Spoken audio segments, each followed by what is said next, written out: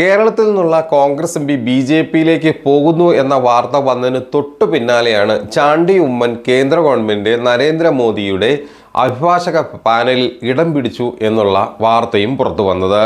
കേരളത്തിൽ നിന്നുള്ള Congress M P ബി.ജെ.പിയിൽ ചേരാനുള്ള ആഗ്രഹം പ്രകടിപ്പിച്ചെന്ന വാർത്തയും കേന്ദ്ര ബി.ജെ.പി സർക്കാർ തയ്യാറാക്കിയ അഭിഭാഷക പാനലിൽ ചാണ്ടി ഉമ്മൻ എം.എൽ.എ ഉൾപ്പെട്ടതും വെട്ടിലാക്കിയിരിക്കുന്നത് ശരിക്കും കോൺഗ്രസിലെ സംസ്ഥാന നേതൃത്വത്തെ തന്നെയാണ്.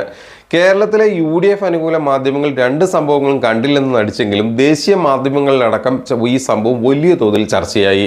കോൺഗ്രസിലെ പല എംപിമാരുടെയും ട്രാക്ക് റെക്കോർഡ് തന്നെ BJP പ്രവേശനമാണെന്നുള്ളത് വെറും വാർത്തയല്ലെന്ന് തെളിയിക്കുന്നതുമായിരുന്നു.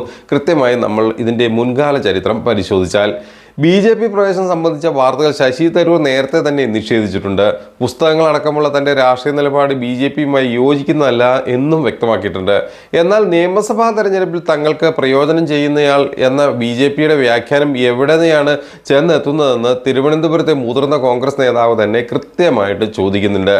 2019 ആറ്റിങ്ങലിൽ അടൂർ പ്രകാശിനെ സഹായിച്ചെന്ന BJP സംസ്ഥാന ഓഫീസ് സെക്രട്ടറി ജയരാജ് കൈമളിൻ്റെ വെളിപ്പെടുത്തൽ കഴിഞ്ഞ ലോക്സഭാ തെരഞ്ഞെടുപ്പ് സമയത്തും ചൂടേറിയ ചർച്ചയായിരുന്നു. അടൂർ പ്രകാശ് അത് നിഷേധിച്ചെങ്കിലും കോൺഗ്രസ് നേതാക്കളുടെ BJP ബാന്ധവം പുതിയ സംഭവമല്ല എന്നാണ് ഇതോടുകൂടി തന്നെ വ്യക്തമാകുന്നത്. തനിക്ക് തോന്നുമ്പോൾ BJPയിൽ ചേരുമെന്ന് പറഞ്ഞത് KPCCയുടെ അധ്യക്ഷനാണ്.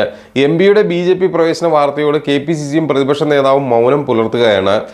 കൃത്യമായി പറഞ്ഞാൽ അവർ മൗനം പുലർത്തുക എന്ന് പറഞ്ഞാൽ കാര്യമായിട്ടുള്ള ഒരു ഉശിരുള്ള അല്ലെങ്കിൽ ഒരു ആർജവമുള്ള പ്രതികരണം നടത്താൻ ഇരുവരും തയ്യാറായിട്ടില്ല. സമാന പ്രതികരണം തന്നെയാണ് ചാണ്ടി ഉമ്മൻ BJP സർക്കാർ തയ്യാറാക്കിയ അഭിഭാഷക പട്ടികയിൽ ഇടം പിടിച്ചതിനെ കുറിച്ചും ഉണ്ടായത്. മെറിറ്റിന്റെ അടിസ്ഥാനത്തിൽ തനിക്ക് കിട്ടിയ അംഗീകാരമാണെന്ന നിലപാടാണ് ചാണ്ടി ഉമ്മനുള്ളത്.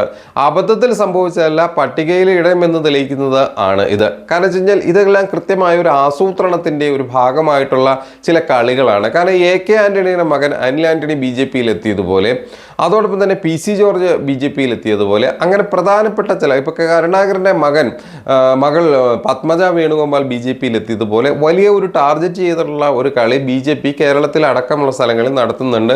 ഇതിൽ തന്നെ നേതൃത്വവുമായി ഇടഞ്ഞു നിൽക്കുന്ന അല്ലെങ്കിൽ അത്തരത്തിൽ നീക്കം നടത്തുന്നവരെ കൃത്യമായി ടാർഗറ്റ് ചെയ്തുകൊണ്ട് പിടിക്കാനുള്ള ശ്രമവും നടത്തുന്നുണ്ട്. ഇതുകൊണ്ട് തന്നെയാണല്ലോ EP ജയരാജനെയും മുൻ ദേവികുളം MLA S രാജേന്ദ്രനെയും എല്ലാം BJP വളഞ്ഞത് എന്നുള്ള കാര്യം ആരും വിസ്മരിക്കാൻ ഇടയില്ല. ഇല്ലാത്ത BJP ബന്ധത്തിൻ്റെ പേര് പറഞ്ഞ് CPMന് നേരെ കുതിര കയറുന്ന പ്രതിപക്ഷം തെളിവുകൾ സഹിതം പുറത്തു വരുന്ന ഇത്തരം ബന്ധങ്ങളോട് മറുപടി പറയാനാകാതെ കുഴങ്ങി നിൽക്കുന്ന കാഴ്ചയും നമുക്ക് കാണാൻ സാധിക്കുന്നുണ്ട്.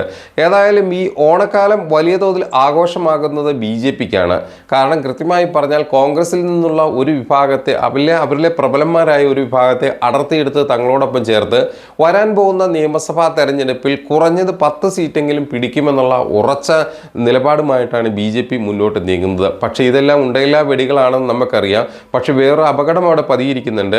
UDFകാർ അല്ലെങ്കിൽ കോൺഗ്രസ്സുകാർ തൃശ്ശൂരിൽ K മുരളീധരനോട് കാണിച്ചതുപോലെ നാലാംകിട പരിപാടി ഇവിടെ കാണിക്കാൻ തീരുമാനിച്ചു കഴിഞ്ഞാൽ കൃത്യമായി സംഭവിക്കാവുന്നത് സുരേഷ് ഗോപി വിജയിച്ചതുപോലെ ഈ പറയുന്ന 10 സീറ്റുകളിലും അല്ലെങ്കിൽ UDFന്റെ സീറ്റുകളിൽ ഈ പറയുന്ന BJPക്ക് ജയമുണ്ടാകും എന്നുള്ള കാഴ്ചയാണ്.